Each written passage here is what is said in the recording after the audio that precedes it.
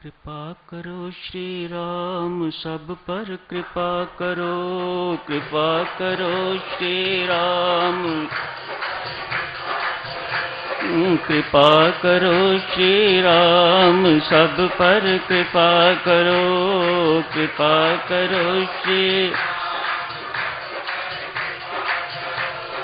कृपा करो श्री राम सब पर कृपा करो, कृपा करो श्री।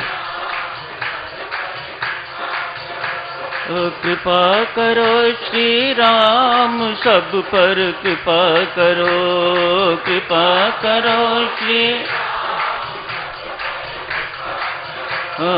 कृपा करो श्री राम सब पर कृपा करो, कृपा करो। कृपा करो श्री राम सब पर कृपा करो, कृपा करो श्री। कृपा करो श्री राम सब पर कृपा करो, कृपा करो श्री राम। कृपा करो श्री राम सब पर कृपा करो, कृपा करो श्री राम सब पर कृपा करो, कृपा करो श्री राम सब पर कृपा करो।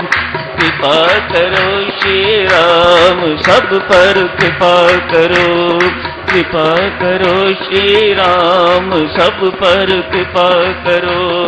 कृपा करो श्री राम सब पर कृपा करो, कृपा करो श्री राम सब पर कृपा करो।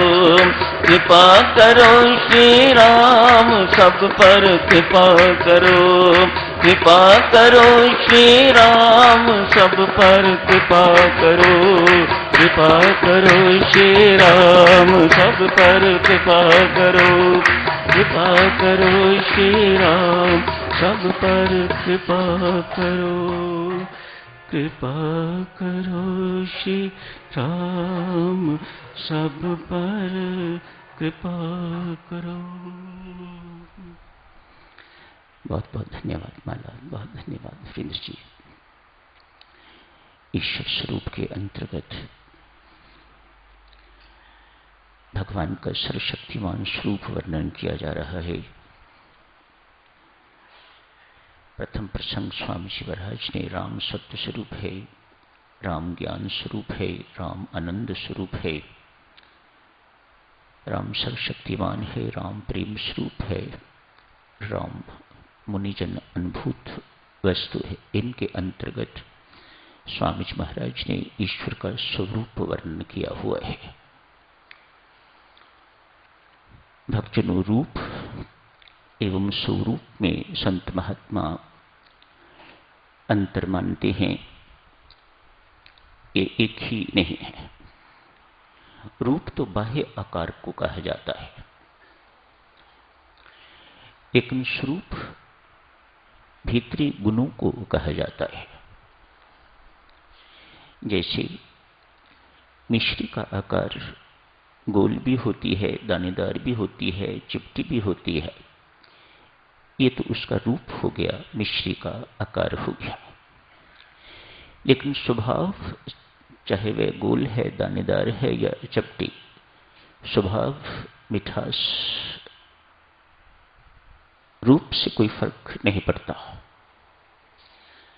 तो रूप बाह्य आकार को कहते हैं और स्वरूप भीतरी गुणों को कहा जाता है। भगवान के भीतरी गुणों का वर्णन ईश्वर स्वरूप के अंतर्गत स्वामी जी महाराज कर रहे हैं। भगवान श्री सर्वशक्तियों के मालिक हैं, अतएव उन्हें सर्वशक्तिमान कहा जाता है। अनेक सारी शक्तियां हैं, अनगिनत शक्तियां, कुछ से हम परिचित हैं। जैसे इच्छा शक्ति है, उनके नियंत्रण की शक्ति है। अभी आपने पढ़ा 3 लोक हैं, कभी आपस में इन लोकों को टकराते हुए किसी ने नहीं देखा न सुना, तो कितना नियंत्रण है इन लोगों के ऊपर। ये भगवान की नियंत्रण शक्ति है, इच्छा शक्ति है, नियंत्रण शक्ति है, सारे जहान को नियामक रखने की शक्ति है, क्षमा करने की शक्ति है। अद्वितीय, कोई मुकाबला ही नहीं है। जितनी भी शक्तियां हैं भगवान में, परमात्मा में, अद्वितीय हैं, उनका कोई पैरेलल नहीं है। उनकी दया करने की शक्ति, अतिशय करुणावान है वे। करुणा निधान उन्हें कहा जाता है, करुणा निधि उन्हें कहा जाता है। इन सारी शक्तियों में से भगवान की कृपा शक्ति सर्वोपरि है। इससे बढ़ के भगवान के अंदर कोई और शक्ति नहीं है, ऐसा संत महात्मा विशेषतया भक्ति मार्ग के अनुयायी इस बात को मानते हैं। उनकी कृपा शक्ति सर्वे सर्वा है एवं सर्वोपरि है। कृपा करने की शक्ति, भगवान का कृपा करना स्वभाव है। जैसे सूर्य का स्वभाव है तेज प्रदान करना, मांगना नहीं पड़ता उनसे तेज, उनसे प्रकाश मांगना नहीं पड़ता, स्वभाव है। चंद्रमा का ज्योत्सना देना स्वभाव है, उनसे चांदनी मांगनी नहीं पड़ती, शीतलता मांगनी नहीं पड़ती चंद्रमा से। मेघ का स्वभाव है बरसना, उसे बरसना ही बरसना है। वे नहीं देखता कि ये गरीब का घर है या अमीर का, या महल है या झोंपड़ी, उसे बरसना ही है, उसका स्वभाव है। ठीक इसी प्रकार से परमेश्वर का भी स्वभाव ही है कृपा करना। भक्तों, फिर भी बेशक ठंडे नगर जो हैं, ठंडे देश जो हैं, पहाड़ी इलाके हैं, उनका स्वभाव है ठंडक देना, लेकिन ठंडक पाने के लिए आपको जाना तो पड़ेगा वहां पर। ठीक इसी प्रकार से परमेश्वर का स्वभाव है कृपा करना, लेकिन उनकी कृपा प्राप्त करने के लिए उनकी चरण शरण में तो आपको जाना ही होगा, ये शर्त मत भूलिएगा।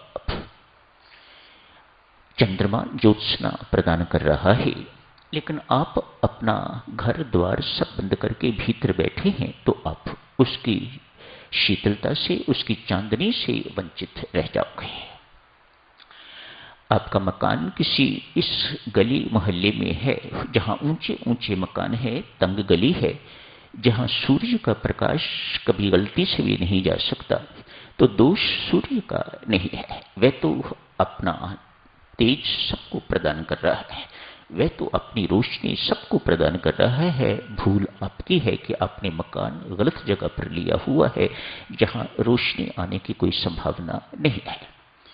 पुराने नगर जाओ, बड़ी ऊंचे मकान हैं, तंग गलियां हैं, जहां रोशनी आती नहीं, दिन को भी अंधकार ही रहता है, तो दोष देवी सूर्य का नहीं है। प्रश्न उठता है देवी सज्जनों, यदि परमेश्वर का स्वभाव है कृपा करना, तो सब कुछ जाननहार है, हमारे दुख को जानता है, सुख की बात छोड़िएगा, हमारे दुखों को जानता है, हमारे ऊपर कोई संकट आया हुआ है उसे जानता है, रोग असाध्य आ गया है उसे जानता है, मुकदमा आ गया है अचानक उसे जानता है। सर्वज्ञ है, वह सर्वशक्तिमान, उसकी जानने की शक्ति सर्वज्ञ कहा जाता है। सब कुछ जानने की शक्ति, वह पिछला भी जानता है, अभी का भी जानता है, आगे का भी जानता है, उसे सर्वज्ञ कहा जाता है, और सबका जानता है। ऐसा नहीं है कि वह किसी एक व्यक्ति का ही जानता है, दूसरों का नहीं जानता, नहीं।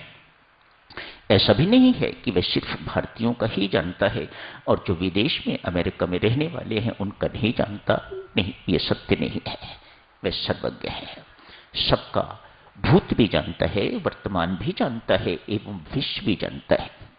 भगवान के लिए इसलिए कहा जाता है उसके लिए ना कोई भूत है ना कोई भविष्य है, सब कुछ वर्तमान ही वर्तमान है। वह सबका सब कुछ जाननहार है, बहुत अच्छी तरह से जानता है। इस बेचारे को व्यापार में घाटा ही घाटा पड़ रहा है। क्या नहीं जानता वह इस बात को बहुत अच्छी तरह से जानता है। वह व्यापारी किसी भी काम को हाथ डालता है उसमें उसे घाटा पड़ के रहता है। घर में खाने को नहीं है, क्या वह नहीं जानता?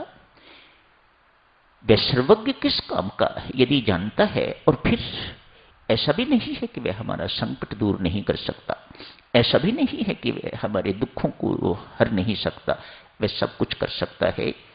ऐसा भी नहीं है कि उसे दया नहीं आती हमारे ऊपर, आप उसे परम दयालु कहते हो। आओ देखो इन सारी शक्तियों का समन्वय। वह सर्वज्ञ है, सब कुछ जानने वाला है। वह हमारे ऊपर क्या घटित हो रहा है, क्या प्रतिकूल कितना घटित हो रहा है, वह सब कुछ जानता है। क्या उसे हमारे ऊपर दया नहीं आती? उसकी सर्वज्ञता किस काम की? वह परम दयालु है, उसे दया भी आती है, और यदि दया नहीं आती तो फिर परम दयालु वह किस काम का? नहीं, वह परम दयालु है, इसमें कोई शक नहीं है। क्या उसमें समर्थ नहीं है कि हमारे दुख दूर कर सके, हमारे संकट दूर कर सके, हमारे घाटों को ठीक कर सके? यदि नहीं तो फिर उसे सर्वसमर्थ क्यों कहा जाता है, उसे सर्वशक्तिमान क्यों कहा जाता है? उसमें यह भी समर्थ है। साधुजनों, संत महात्मा यहां समझाते हैं वह सर्वज्ञ भी है, वह परम दयालु भी है, वह सर्वसमर्थ भी है। सब कुछ हमारे लिए इन सारे गुणों का प्रयोग करके, सदुपयोग करके हमारे लिए बहुत कुछ करता है। हमारी आदत ही पड़ गई हुई है रोने की, हमारी कृपा को ना देखने की आदत सी बन गई हुई है। हमारा स्वभाव, परमात्मा का स्वभाव क्या है और हमारा स्वभाव किस प्रकार का है, हमें आदत ही इस प्रकार की हो गई हुई है रोते रहने की। इतनी कृपाएं हैं उसकी, हम उन्हें अनदेखी कर देते हैं। तो परमेश्वर इस बात से बहुत दुख महसूस करता है।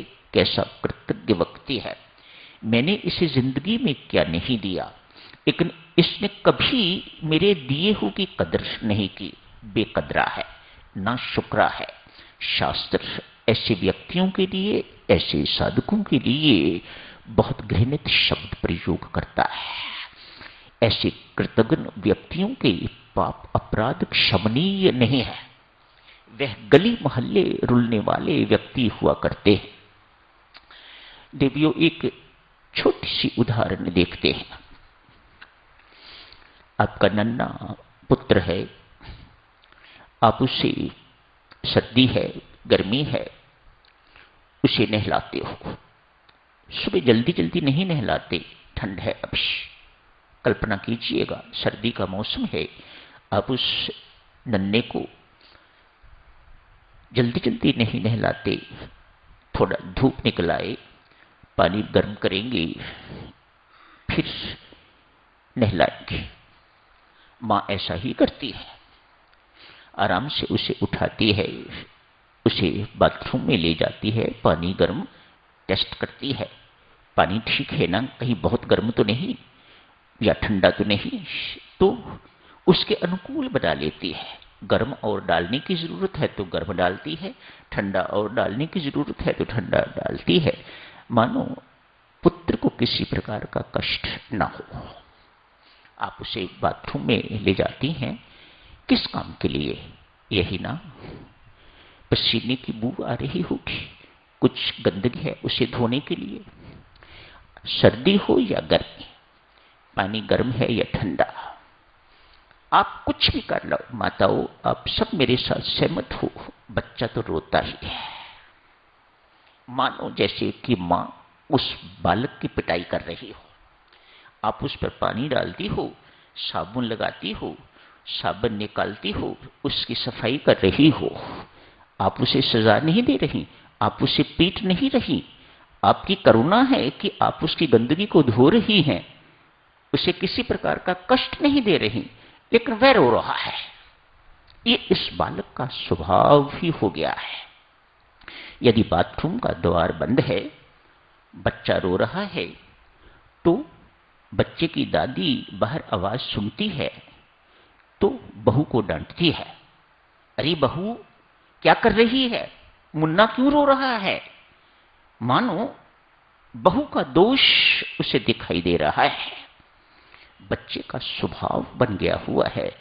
मां का स्वभाव है कृपा करना, बच्चे का स्वभाव है रोना। जारी रखेंगे भक्तजनों इस चर्चा को और आगे आज यही समाप्त करने की इजाजत दीजिएगा। धन्यवाद।